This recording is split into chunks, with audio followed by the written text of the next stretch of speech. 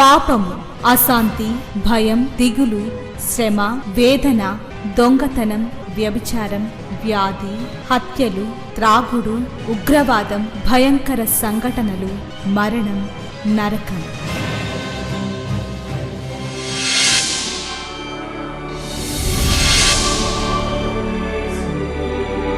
సిలువలోనే పాప క్షమాపణ, పరిశుద్ధ జీవితం, ప్రేమ, వాక్య ధ్యానము, నెమ్మది, సహవాసం, నిత్య జీవం. శాంతి సోపానాలు, ఇవి శాంతి ప్రదాత బోధలు.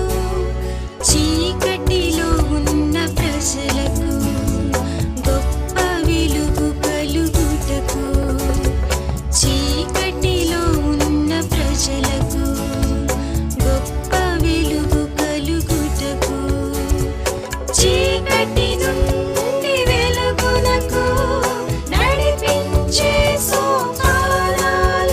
105వ కీర్తన 18, 19 చరణాలు. ఇది ఎవరి గురించి చెప్పండి మాట అండి? ఎవరి గురించి చెప్పబడింది? ఇది యోసేపు గురించి చెప్పబడింది.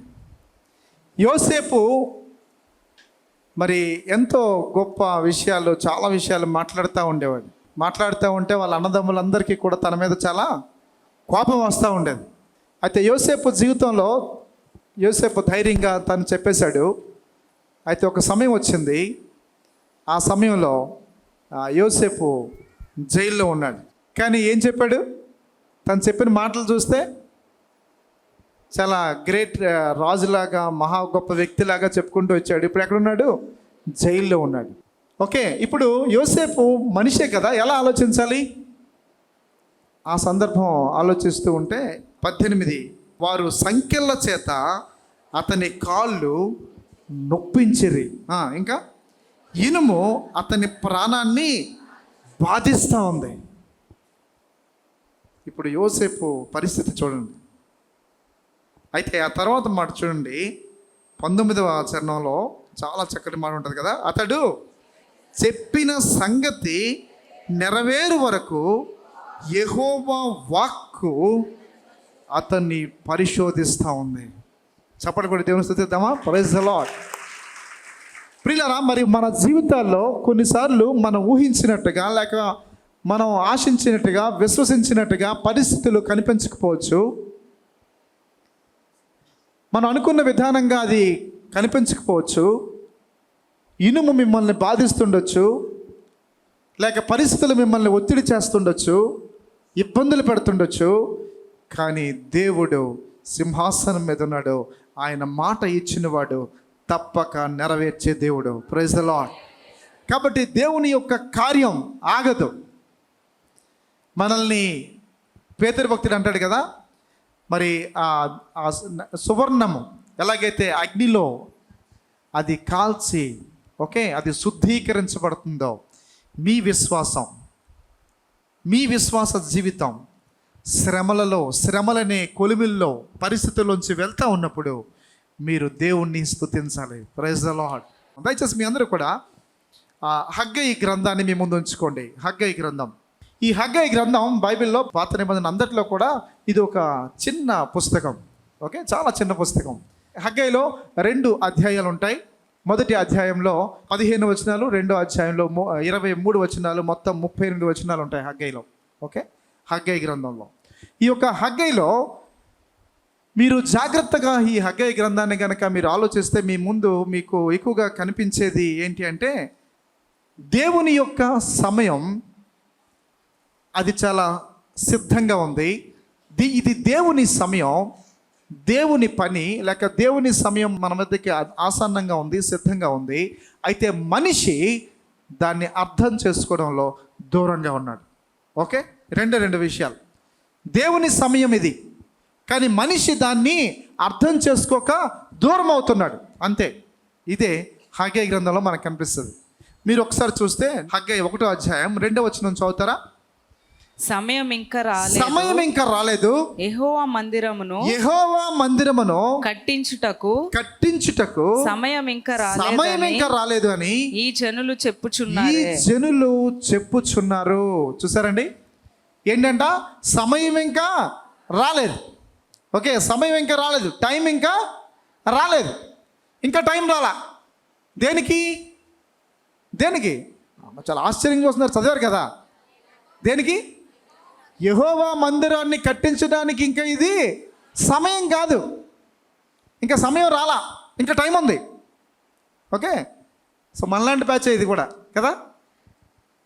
టైం చాలా ఉంది, చాలా టైం ఉంది అనుకుంటుంటాం కదా చాలాసార్లు. టైం చాలా ఉంది, ఓకే, చాలా టైం ఉంది, ఇంకొంచెం. ఓకే ప్రియులారా, అలాంటి బ్యాచ్ ఇది. వీళ్ళు కూడా అదే చెప్తున్నారు, ఏంటంటే సమయం ఇంకా రాలేదు, యెహోవా మందిరాన్ని కట్టించడానికి ఇంకా సమయం రాలేదు. అయితే అంతవరకు ఓకే, సరే, ఇది మహా పరిశుద్ధుల్లో ఉన్నారు అనుకుంటున్నారు కదా.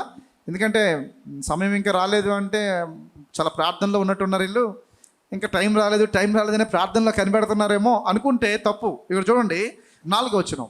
ఈ మందిరము పాడై ఉండగా మీరు సరంబి వేసిన ఇండ్లలో నివసించుటకు ఇది సమయమా. Praise the lord. చూసారా, సమయం లేదు, సమయం రాలేదు, ఇంకా టైం ఉంది అంటున్నారు. ఓకే, మీరు పరిశుద్ధులు, ప్రార్థన చేస్తున్నారు, భలేగా, మీరు చాలా గ్రేట్. ఓకే, అలా అనుకుంటే పొరపాటే. ఈ మాట చదివితే ఇక్కడ ఏముంది? దేవుని మందిరాన్ని మీరు కట్టలేదు, దేవుని మందిరాన్ని అలాగే ఉంచారు. ఏ విషయంలో బిజీ ఉన్నారు? మీ ఇల్లు కట్టుకోవడంలో, మీ పనులు చేసుకోవడంలో అసలు మీకు ఖాళీ లేదు. దేవుడు అడుగుతున్నాడు, ఏంటి సంగతి? దీనికి టైం వచ్చిందా? యెహోవా మందిరాన్ని కట్టించడానికి టైం రాలేదా అని అడుగుతున్న ప్రశ్న హగ్గైలో మనకి బాగా కనిపిస్తుంది. ప్రవక్త అయిన హగ్గై ఈ విషయాన్ని చాలా స్పష్టంగా, ధైర్యంగా, ఏ ప్రజలైతే దేవుని యొక్క గొప్ప కార్యాన్ని లేక దేవుని యొక్క ప్రతిష్టను, దేవుని యొక్క ఘనతను దూరం చేస్తూ దేవుని యొక్క ప్రతిష్టను పాడు చేస్తూ ఉన్నారో ఆ ప్రజలతో దేవుడు అడుగుతున్న ప్రశ్న, తన భక్తుడైన లేక తన ప్రవక్త అయిన హగ్గై ద్వారా దేవుడు అడుగుతున్న ప్రశ్న ఏంటంటే, సమయము వచ్చే ఉంది. ఓకే, మీ కళ్ళు తెరవండి, మీరు ఆలోచించండి. సమయము ఇంకా రాలేదు అని మీరు మభ్యపడకండి, సమయము వచ్చే ఉంది. ఏంటది పరిస్థితి? ఏంటంటే ఎటు చూసినా సరే పరిస్థితులు చాలా తీవ్రతరంగా ఉన్నాయి. సో చాలా భీకరమైన పరిస్థితులు ఈరోజు మన చుట్టూ కనిపిస్తూ ఉన్నాయి. ప్రపంచ పరిస్థితులు చూస్తే యుద్ధాలతో, ఇప్పుడు ఏం జరుగుతుందో అర్థం కాని పరిస్థితులతో ఈరోజు ప్రపంచం నలిగిపోతూ ఉంది. శాంతి అని చెప్పి ఎంతో ప్రయత్నాలు చేస్తున్న ఐక్యరాజ్య సమితి నిశ్శబ్దం అయిపోతూ ఉంది. అది ఏమీ చేయలేని పరిస్థితిలో, చేతులు కొట్టుకునే పరిస్థితిలో ఉంది. ఏ దేశం ఏ దాన్ని కూడా వినడం లేదు. ఎవరు ఇష్టం వచ్చింది వాళ్ళు చేస్తూ ఉన్నారు. ఏ దేశం ఏం చేయాలనుకుంటుందో అది చేస్తుంది. ఎవరికి భయపడటం లేదు, ఎవరి గురించి ఆలోచించటం లేదు. ప్రియులరా, ఇలాంటి పరిస్థితుల్లో నిజంగా మనము యేసుక్రీస్తును అంగీకరించిన మనం చాలా జాగ్రత్త కలిగి, మెలకువ కలిగి, ఈ పరిస్థితులను గుర్తెరిగి ప్రార్థనా పూర్వకంగా మనము అడుగులు వేయాల్సిన సమయం ఇది. కాబట్టి దయచేసి మనం ఆలోచన చేద్దాం. మీరు ఇక్కడ చూస్తే ఈ హగ్గై గ్రంథంలో దేవుడు అద్భుతమైన రీతిలో బబులోను సామ్రాజ్యం పతనం అయిపోయాక పారసీకులు అనేవారు ఏలుతున్న సమయంలో కోరేషు అనే ఒక వ్యక్తి, ఒక రాజు, ఒక చక్రవర్తి, తను ఆలోచించి ఆ యొక్క రాజ్యంలో ఉన్న వాళ్ళ ఆ యొక్క యూదులకు చెప్పి, మీరు వెళ్ళి పాడైపోయిన మీ మందిరాన్ని కట్టుకోండి అని చెప్పాడు. చెప్తే ఆ మందిరాన్ని కట్టుకోవడానికి కోసం షేష్బజ్జర్ అనే ఒక వ్యక్తి, ఎజ్రా గ్రంథంలో విషయాలు ఉంటాయి, అది ఆయన యొక్క ఆధ్వర్యంలో ఒక టీం వెళ్ళి ఆ ప్రాంతాల్లో మరి దేవుని మందిరాన్ని కట్టడానికి ప్రయత్నం మొదలెట్టారు. పునాదులు వేశారు, మొదలెట్టారు. అయితే ఆ తర్వాత అనేకమైన ఆటంకాలు, రకరకాల ఇబ్బందులు వారికి వచ్చినప్పుడు ఆ పని ముందుకు కొనసాగలేదు. అయితే కోరెషు దగ్గర నుంచి అందుతున్న ఆ యొక్క మరి ఆర్థిక సహాయం కానివ్వండి, అవన్నీ కూడా రెగ్యులర్గా అందుతూ ఉన్నాయి.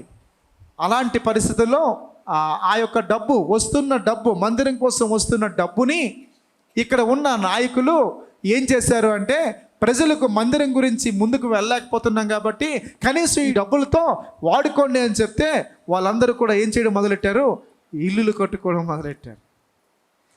వాళ్ళందరూ కూడా దేవుని మందిరం మీద మనస్సును పక్కన పెట్టి ఇల్లు కట్టుకోవడంలో మొదలుపెట్టారు. అలాంటి సమయంలో దేవుడు తన ప్రవక్త అయిన హగ్గయిని దర్శించి ఈ వాక్కును పంపించాడు.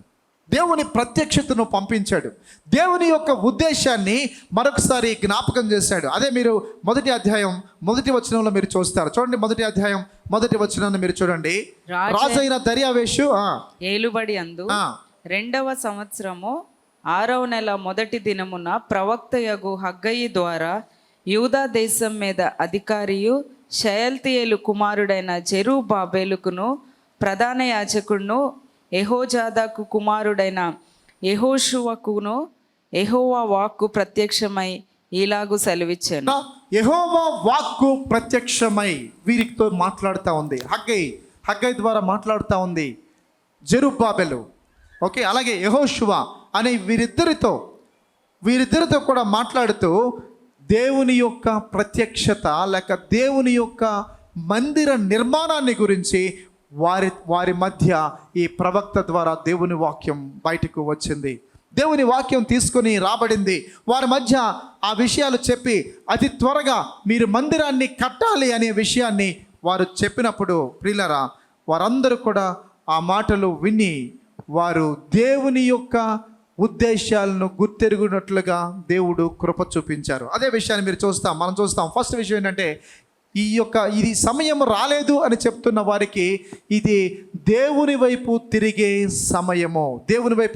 సమయం వచ్చింది. దేవుని వైపు వాళ్ళందరూ కూడా టర్న్ అవ్వాల్సిన సమయం వచ్చింది. ఇందాక మీకు చెప్పినట్టుగా ఈరోజు ప్రపంచ దేశాల్లో కానివ్వండి, మన దేశంలో కానివ్వండి, అనేకమైన పరిస్థితులు వస్తూ ఉన్నప్పుడు ఇవన్నీ కూడా మనకి ఏంటి జ్ఞాపకం చేస్తున్నాయి అంటే, దేవుని వైపు మనము తిరగాలి అనే విషయాన్ని జ్ఞాపకం చేస్తూ ఉన్నాయి. ఎందుకంటే మీకు ఇందాక చెప్పాను, ఐక్యరాజ్య సమితి కానివ్వండి లేక ఏదైనా కానివ్వండి, ఎవరు చెప్పినా ఎవరు కూడా వినలేదు. కాబట్టి పరిష్కారం, ఎక్కడ మనకి సహాయం? భక్తుడు చెప్పినట్టుగా, కీర్తనకారుడు చెప్పినట్టుగా, కొండల తట్టు నా కన్నులు ఎత్తుచున్నాను, నాకు సహాయము ఎక్కడి నుంచి వచ్చును.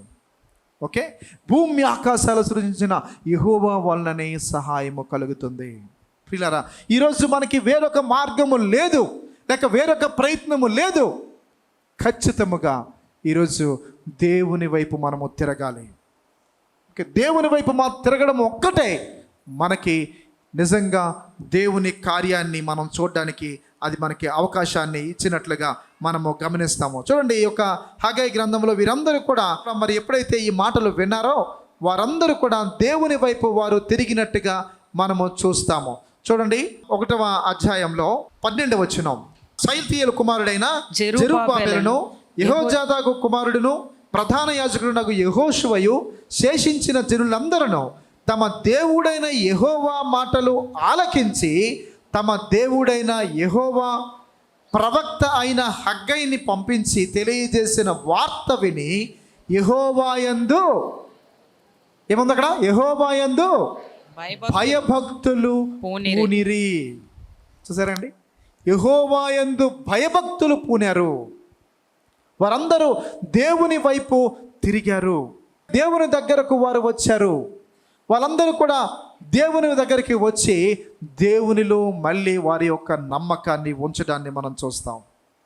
పిల్లరా, కాబట్టి it's a time for returning. Okay, మనం తిరిగి రావడానికి ఇది సమయం. ఓకే, కాబట్టి ఇది దేవుని సమయం, ఇది ప్రభువు దగ్గరకు రావడానికి మనకి దేవుడిచ్చిన సమయం. దేవుని వాక్యం చెప్తుంది, మనందరికి తెలుసు, యాకోబు పత్రికలో ఉంటుంది, మీరు దేవుని వైపు తిరగండి, ఆయన మీ దగ్గరికి వస్తాడు కదా.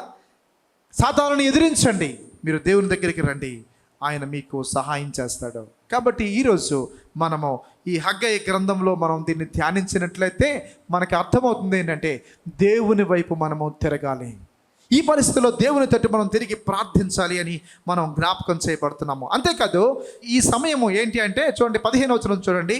వారు కూడి వచ్చి రాజైన దర్యావేషు యొక్క ఏలుబడి యందు 2వ సంవత్సరము 6వ నెల 24వ దినమున సైన్యములకు అధిపతయగు తమ దేవుని మందిరపు పని చేయ మొదలు పెట్టిరి. Okay, praise the lord. చూసారండి, అంతవరకు కూడా దేవుని మందిరాన్ని కట్టడం మానివేసిన వీరు ఎప్పుడైతే దేవుని తట్టు తిరిగారో, ఎప్పుడైతే దేవుని దగ్గర వారు వచ్చారో, వారు ఆ సమయంలో వాళ్ళు గుర్తించింది ఏంటంటే దేవుని యొక్క మందిరాన్ని మనం కట్టాలి, దేవుని మందిరాన్ని కట్టాలి. ప్రియులరా, ఎప్పుడైతే దేవుని మందిరము కట్టబడిందో దేవుని యొక్క కార్యము వారి మధ్య జరగడం ప్రారంభమైంది. ఎప్పుడైతే దేవుని యొక్క మందిరము తట్టు మనస్సు వారు పెట్టారో దేవుని యొక్క కార్యాలు జరగడం ప్రారంభించాయి. ఈరోజు చాలా వరకు మనం ఏమంటే మన యొక్క పనులలో చాలా బిజీగా ఉంటాం. ఓకే, దేవుని యొక్క పని గురించి ఆలోచించాం. ఫిలిప్పీలకు రాసిన పత్రిక 2వ అధ్యాయం 4. మీలో ప్రతివాడును తన సొంత కార్యములను మాత్రమే కాక ఇతరుల కార్యములను కూడా చూడవలెను. చూసారండి, ఫిలిప్పీ పత్రికలో పౌలు రాస్తూ చెప్పిన మాట ఏంటంటే మీలో ప్రతివాడు తన సొంత కార్యాలు మాత్రమే కాకుండా ఏం చేయాలి? ఇతరుల యొక్క కార్యాలు చూడాలి. అది ఎలాంటి మనస్సు అని అంటే అదే క్రీస్తు యేసునకు కలిగిన మనస్సు. Praise the Lord. అది యేసుక్రీస్తునకు కలిగిన మనస్సు అని మనందరికీ తెలుసు. అక్కడి నుంచి 11 వచనాల వరకు యేసుక్రీస్తు ఎలా తను తగ్గించుకున్నాడో, యేసుక్రీస్తు ఎంతగా తను తగ్గించుకొని ఇతరుల కొరకు తను బలి అయిపోయాడో ఆ విషయాల గురించి రాసి ఉంటుంది. ఆ తర్వాత మీరు మళ్ళీ చూస్తే 21వ వచనంలో అందరూ తమ సొంత కార్యములనే చూచుకొనుచున్నారు కానీ యేసుక్రీస్తు కార్యాలను చూడరు అని పౌలు భక్తుడు రాస్తా ఉన్నాడు. ప్రియులారా, ఇది దేవుని సమయం, దేవుని మందిరం కట్టబడాల్సిన సమయం. దేవుని మందిరం అతి త్వరితగతిన అది త్వరగా అది కట్టడానికి ఇది సమయం. It's not my time, it's not our time, ఇది మా సమయం కాదు, ఇంకా మా సమయం కాదు అనుకుంటున్నారా? దేవుని వాక్యం చెప్తుంది ఇది మీ సమయం, ఇది మీరు ప్రతిస్పందించాల్సిన సమయం, మీరు చెప్పాల్సిన సమయం, మీరు మాట్లాడాల్సిన సమయం. యెషయా చాలా భయంకరమైన పరిస్థితి గుండా తను వెళ్తా ఉన్నాడు. రాజ్యంలో రాజు మరణించాడు.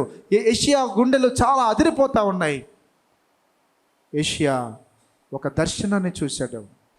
ఆ దర్శనంలో దేవుడు అంటా ఉన్నాడు, మా నిమిత్తము ఎవరు వెళ్తారు, మా నిమిత్తము ఎవరిని పంపిస్తాను, మా నిమిత్తము ఎవరు వెళ్తారు అని అంటే యెషయా ఏమన్నాడు తెలుసు కదా మీకు? 6వ అధ్యాయం ఒకసారి చూడండి. యెషయా 6:8 వచ్చిన అప్పుడు నేను ఎవరిని పంపెదను, మా నిమిత్తము ఎవడు పోవును ప్రభువు సెలవీయగా వింటిని అంతటా నేను. చూసారా, ఎప్పుడైతే ఆయన మాట విన్నాడో మా నిమిత్తం ఎవరిని పంపిస్తాం, మా నిమిత్తం ఎవరు వెళ్తారు అని అన్నప్పుడు అప్పుడు తను అంటున్నాడంట, చిత్తగించుము నేనున్నాను నన్ను పంపుము. Praise the Lord. ఏమన్నాడు యెషయా? ఏమన్నాడు? చిత్తగించుము, నేనున్నాను, నన్ను పంపించు. చూసారండి, యెషయా డైరెక్ట్గా తన గురించి తను ఆలోచిస్తూ ఉన్నాడు. దేవుని యొక్క సమయం, దేవుని యొక్క మాటలు మన దగ్గరికి వస్తున్నప్పుడు దేవుడు ఎవరి గురించో నీతో మాట్లాడ్డు. చాలాసార్లు మనం దేవుడు బైబిల్ చర్చిలో కూర్చొని అనుకుంటుంటాం, ఇది నా పక్కడికి పలెక్ వీడికి ఆడికి చాలా అనుకుంటుంటాం కదా. కరెక్ట్గా ఇది వీళ్ళకే అనుకుంటాం. దేవుడు పక్క వాళ్ళ గురించి నీతో మాట్లాడ్డు. దేవుడు నీతోనే నీ గురించే మాట్లాడతాడు. యెషయా ముందు ఎప్పుడైతే దేవుడు ఆ విషయాన్ని ప్రత్యక్షపరిచాడో, దేవుని యొక్క ఉద్దేశం యెషయా ఎలా ప్రతిస్పందిస్తాడు అని, యెషయా దానికి ఏ ఆన్సర్ ఇస్తాడు అని. మనమైతే చాలా ఆన్సర్స్ ఇచ్చేవాళ్ళమేమో, కానీ యెషయా తనకి తానే సమర్పించుకున్నాడు. Praise the lord. It's my time, ఇది నా సమయం అని యెషయా తల వంచాడు. యెషయా అన్నాడు, చిత్తం నేనున్నాను, నన్ను పంపించు. Praise the Lord. ప్రియులరా, ప్రియమైన సంఘమా, ఇది దేవుని సమయం. హగ్గై గ్రంథం 2వ అధ్యాయంలో 11వ వచనం నుంచి సైన్యములకు అందరూ చూడాలి. అధిపతియగు యెహోవా హగ్గై గ్రంథం 2:11. ఇలాగు ఆజ్ఞ ఇచ్చుచున్నాడు, ఆజ్ఞ ఇచ్చుచున్నాడు, యాజకుల యొద్ద ధర్మశాస్త్ర విచారణ చేయు ఒకడు, చూడండి జాగ్రత్తగా వినండి, ఒకడు ప్రతిష్ఠితమైన మాంసాన్ని తన వస్త్రపు చెంగున కట్టుకొని తన చెంగుతో రొట్టెనైనను వంటకమునైనను ద్రాక్షరసమునైనను తైలమునైనను మరి ఏ విధమగు భోజన పదార్థమునైనను ముట్టిన ఎడల ఆ ముట్టినది ప్రతిష్ఠితమవుతుందా అని యాజకులు అడిగితే వారు కాదనిరి. వారు ఏమన్నారంట? చెప్పండి అందరూ, వాళ్ళు ఏమన్నారు? కాదు. ఏంటంట?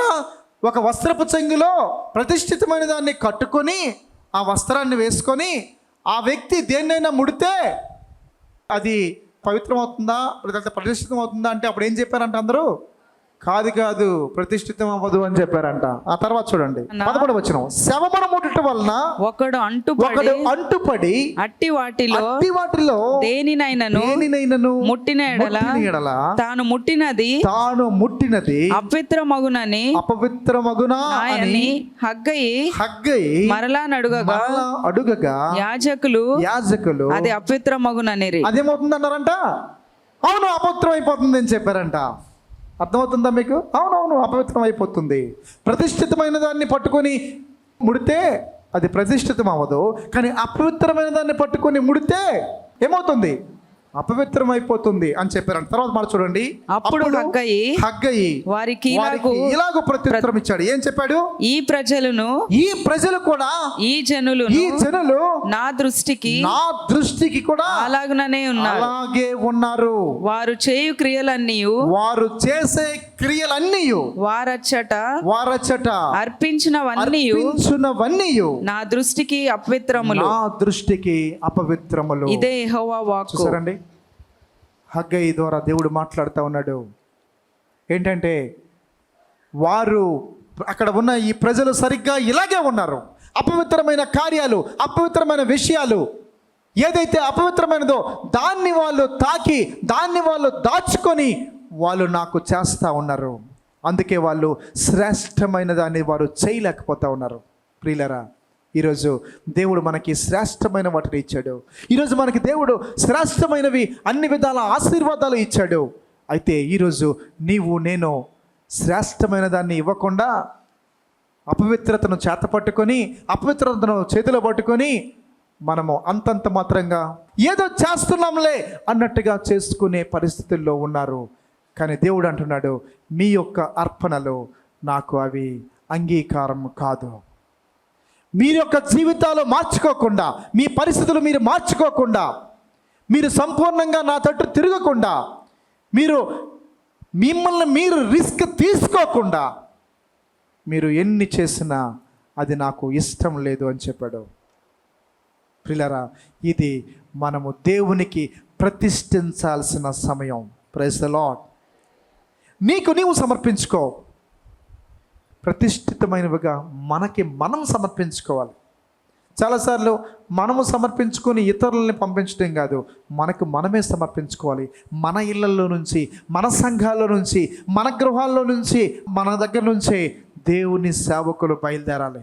Praise the Lord. కాబట్టి ప్రియులరా, ప్రతిష్ఠితమైన దాన్ని దేవునికి ఇవ్వండి. ప్రియులరా, చివరిగా ఒక మాట మీకు చెప్తాను. 23వ వచనం చూడండి, నా సేవకుడును షయల్తీయేలు కుమారుడైన సేవకుడవను సయల్తీయేలు కుమారుడైన జెరుబ్బాబెలు, నేను నిన్ను ఏర్పరచుకొని ఉన్నాను గనుక ఆ దినమున నేను నిన్ను తీసుకొని ముద్ర ఉంగరముగా చేస్తాను. ఇదే సైన్యములకు అధిపతియగు యెహోవా వాక్కు. Praise the lord. జెరుబ్బాబెలుతో దేవుడు అంటున్నాడు, నిన్ను నేను నా ముద్రపుటు ఉంగరముగా నీకు నేను అధికారం ఇస్తాను, ఎందుకంటే నిన్ను నేను ఏర్పరచుకున్నాను. Praise the Lord. కాబట్టి ప్రియులరా, సమయం ఇంకా రాలేదు, ఇది నా సమయం కాదు, ఇంకా టైం ఉందిలే అని దయచేసి నువ్వు సమయాన్ని వ్యర్థం చేయొద్దు. దేవుని వాక్యం చెప్తా ఉంది. చూడండి, ఎఫెసీయులకు రాసిన పత్రిక మనందరికీ తెలిసిన భాగం. ఎఫెసీయులకు రాసిన పత్రిక 5వ అధ్యాయం 15వ వచనం.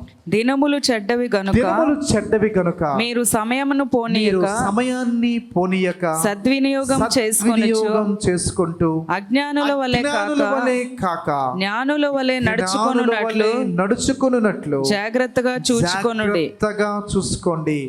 ఇందు నిమిత్తము మీరు అవివేకులు కాక ప్రభువు యొక్క చిత్తం ఏమిటో గ్రహించుకోండి. కాబట్టి సమయాన్ని గుర్తించునివాడు దీని ప్రకారం, ఈ వాక్యం ప్రకారం చూస్తే వాడే ఎవరవుతారండి? ఫూల్, అజ్ఞాని అవుతాడు. తను ఎవరవుతారు? అజ్ఞాని, జ్ఞానము లేనివాడు. ఎవరైతే సమయాన్ని గుర్తించడో వాడు జ్ఞానము లేనివాడు. కాబట్టి దేవుని వాక్యం చెప్తుంది, సమయాన్ని సద్వినియోగం చేసుకోండి. సమయం ఇంకా రాలేదు అని దాగవద్దు. సమయం ఇంకా రాలేదు, ఇది నాది కాదు, పక్కోడు సమయం అని చెప్పి పక్కోడి మీద నెట్టికండి. ఈ సమయం మీది. మనం ప్రతిష్ఠించుకోవాలి, మనము తిరగాలి, మనము సమర్పించుకోవాలి. మనము ప్రభువు చేత ముద్రించబడిన ఉంగరము వలె అధికారాన్ని, బలాన్ని ఇస్తానన్న ప్రభు వాగ్దానానికి మనందరము వారసులము కావాలి. దేవుడు అట్టి కృప మనందరికీ దయచేయునుగాక. మా address Shrimati Joy Sam Benny, Emmanuel church 1-146 S Achyutapuram, Kakinada 4. మా ఫోన్ నంబర్స్ 944-010-9893 మరియు 0884-237-6793. మరలా ఇదే సమయానికి ఇదే ఛానల్లో మనం కలుసుకుందాం. Thank you.